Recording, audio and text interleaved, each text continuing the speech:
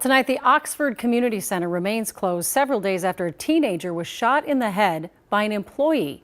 That teen is still fighting for his life tonight. Now, St. Paul Mayor Melvin Carter has a new plan in hopes of making all community spaces in the city safer. Heidi Wigdahl is live at City Hall with details on that. Heidi? Julie, Mayor Carter says the suspect who shot that 16-year-old has been fired, but it's just the first step. Today, Mayor Carter announced several actions he plans on taking in response to the shooting. This, by far, is the most gut-wrenching news I've ever had to deliver to this community. St. Paul Mayor Melvin Carter says it's a long road ahead after police say a now former city employee shot a 16-year-old in the head outside Oxford Community Center. Carter says this isn't the first incident involving 26-year-old Xavier Binford Jr.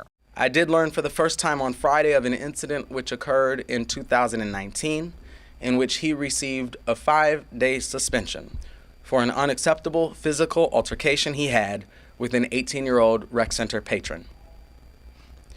The data related to this incident includes video footage, which is currently being reviewed. The mayor says in response, he has ordered an audit of policies, practices, and more for all St. Paul recreation centers. They're also working with St. Paul Public Schools and the Met Council to review how school dismissals and transportation are handled. By now, we've all heard the alerts from certain staffers and parents who have strongly stated that the conditions and conflicts have been brewing for a long time, particularly immediately following school dismissal, when hundreds of unsupervised students often flock into public spaces. Mayor Carter says his team is also working with others on legislation at the Capitol. Last week, I shared that state law prohibits cities from banning guns in public recreation centers and libraries.